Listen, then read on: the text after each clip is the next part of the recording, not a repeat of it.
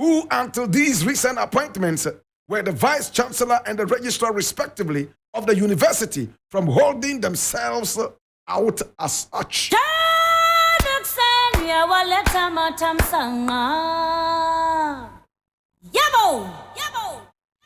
My brother, my sister, it's an interesting day and I need you to come along. Now, I need us to open our ears and listen with rapt attention. Listen. When Napo, Dr. Matthew Opoku was the Minister of Education, he caused irreparable damage to this university called the C.K. Tedam University. You know what he did? Tribalism and nepotism.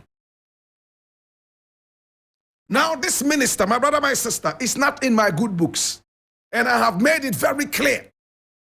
He was the one who said Akufo-Addo had done better than Nkrumah in terms of education in Ghana. The same minister, my brother, my sister, at the time he was education minister, ordered Ghanaian school children to go all the way to the Liberation Square in the hot sun, queue, and bask in the tropical African sun and wait for their postings or placements. Some of them collapsed. And the ostrich excuse he gave to us was that it was the then former president Mahama who had put people in buses to come to the place and pretend to be collapsing so that they would gain some political points. Such childish excuses. Napo is no longer the education minister. But at the time that he was education minister, somebody told him that in that university there were so many Northerners in there. And they were not respecting so much of the few Southerners who were there. Instead of investigating this palpable lie, he decided to send a Southerner there as a VC, another Southerner as a registrar. I don't like to deal with tribes. It's low-minded people who talk about tribes. But when we have leaders who descend so low into the gutters of tribalism, they need to be exposed so our nation will become a better nation. That was what Napo did. He sent them there and forced them on the people. When the most qualified people were still in the university and had never been recognized. Somebody like Bishop Professor Albert Lugutera, a full professor who was one of the oldest serving there. My brother, my sister, to make this story short, this was what happened. And to make it very messy, as it was, these two people that Napo sent there were near retirement, but he gave them a 4-year extension, kind of. 4-year contract. The two of them, at the end of the 4 years, would have long retired, but they were forced there. Much as the people complained, he kept them there. They were drawing salaries as retired people, yet forced on the people. The vice chancellor and the registrar forced on them using political underpinnings and undertones. My brother, my sister, when we vote people into power, a lot of them are only interested in lording it over the people. And that was what happened at C.K. Tedam University. Until a very, very, very worried person decided to take the matter to court. And the court decided only a couple of days ago that Napo erred in putting those men there, forcing them on the people's will. After all, there was a law that said, once you are retired at the age of 60, you must leave. But they were still there, taking salary. Even as they have been told not to move into any of the offices anymore and carry themselves as VC and registrar. information reaching me has said that these two guys are still there using government vehicles and still in government apartments. They have not returned the money that they took illegally after retirement. Are we not causing financial damage to our country that is already bleeding? This is what happens. Tribalism, nepotism.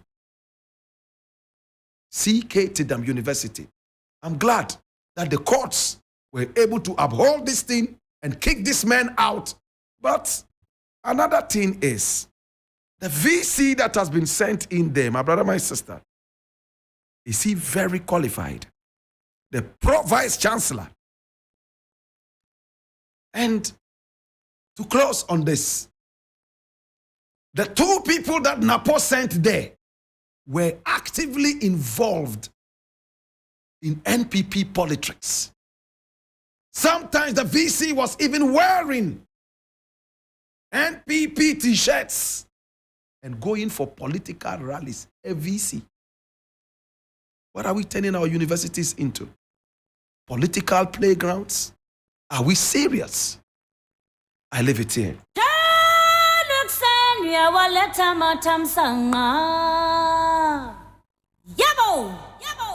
My brother, my sister, now the next issue I want to look at now, and I need you to come along as we open our ears and look at this with rapt attention. It's coming from Graphic Online, and it says, Nigeria Airlines sorry for wrong airport landing. Did you hear that? Nigeria Airlines sorry for wrong airport landing. I read.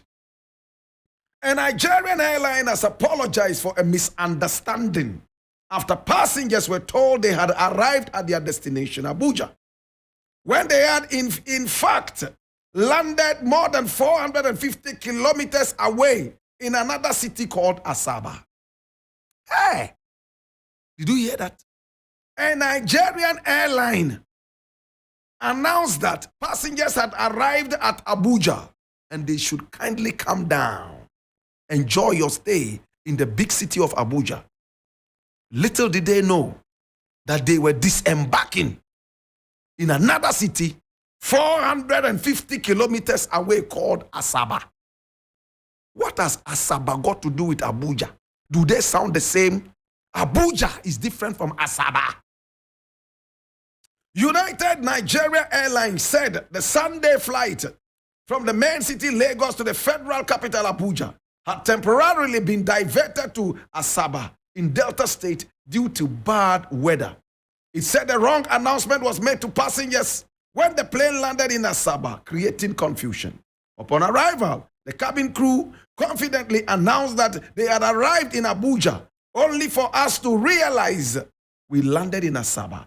A traveler had said on X, adding that apparently our pilot was given the wrong flight plan from Lagos. My God. This should go into the Guinness Book of Records yet another time. Nigeria has the record for the longest cooking.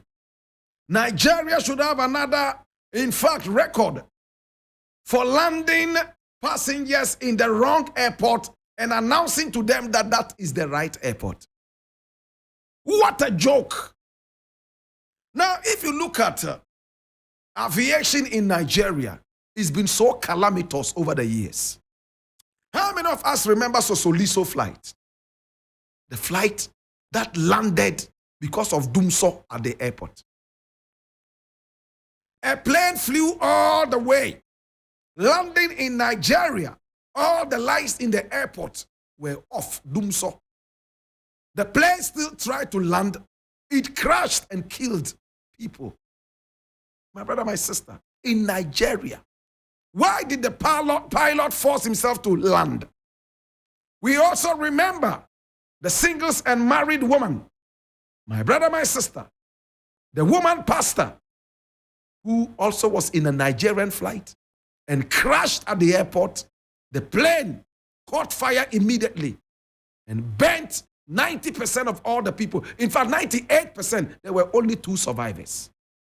In fact, one of the pilots was a Ghanaian assistant pilot who was out on about the 3rd trip. He died. My brother, Nigeria is a big country. Nigeria has the population and the numbers. My brother, let's take life serious. What happened to the pilot? Did the pilot not know his direction? Now they are trying to do damage control. Oh, because of bad weather, we have to divert the plane. But what it was, according to this passenger, was that the pilot was told, you are going to Asaba. And he flew all the way to Asaba. And when they landed, the cabin crew was told that this is Abuja. Cabin crew announced, oh, welcome to the Abuja airport. Only for passengers to come out and realize that it was not Abuja, it was Asaba. What a joke. Nigeria aviation gets serious.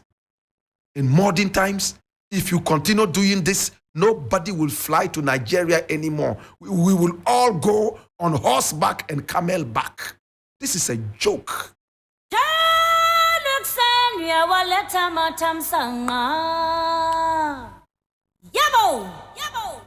The final thing I would like to look at, and it's so interesting, my brother, my sister. Now, former President Mahama's 24-hour economy is shaking the NPP. And when you look on Twitter right now, they are trending. The NPP is trending with what is known as the game changer. 24-hour economy as against the game changer. What is the game changer? You know what it is? You know what they call the game changer? It is free SHS. The dead horse of a free SHS, which has become so useless. Everybody's running away from. All the children are now running to private schools. Your free SHS has become a gray elephant. Malnourished gray elephant. My brother, my sister, now these NPP people are full of lies and propaganda. Mahama comes with an original thing which he says 24-hour economy. My brother, some people think that this is a threat. And what do? They decide to come up with another propaganda. And this time around, they call it a game changer. These people have lost the elections already. Baumia is so confused by this 24-hour economy that he could childishly come out and say, chop bars in Wale Wale are operating 24 hours. And therefore, it's not a new thing. An economist. And what am I hearing? That a lawyer said that witches are going to be disenfranchised if the 24-hour economy comes into being. Maurice Ampao, you are a disgrace to the law profession. I'm telling you this. We were told and we were made to respect lawyers and call them learned people. If a learned person can come out and make this joke of a statement at a time people are dying because of the carelessness and irresponsible behavior of a dirty president and his vice. You come out and you're talking about witches. Who cares about witches? Well, don't disenfranchise them. Carry them into your house. Let them continue to be enfranchised in your house. Maybe it's witchcraft that gave you your law certificate. That will help. As it stands now, I am so ashamed that a whole economist can say that Wale chop bars are operating 24 hours. Therefore, that is not a new thing. It's a 24-hour economy.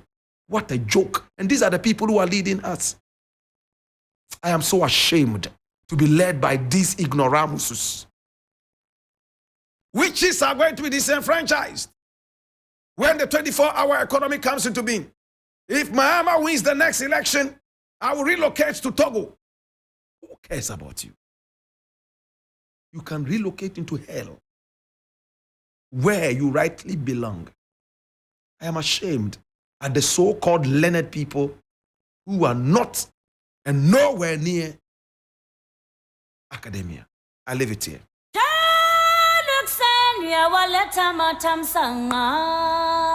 There's something interesting here.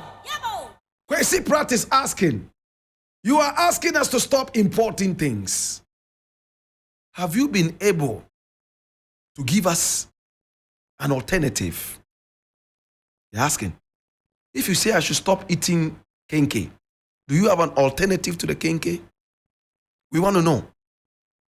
That's what Kwesi Pratt is asking. And I'm also asking the same question. Do we have an alternative? That's the question we are asking. Planting for food and jobs. Now we are told that food prices have come down, but because of middlemen, prices are still up. What a joke of an excuse. Make it work. Cut off the middlemen. How do you do that? Use your common sense. I'm tired of all these excuses.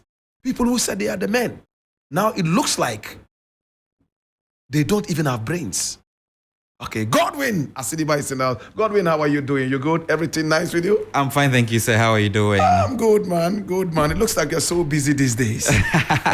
Yeah, Charlie, a lot of things to work on, you know. My God, have mercy. Yeah. I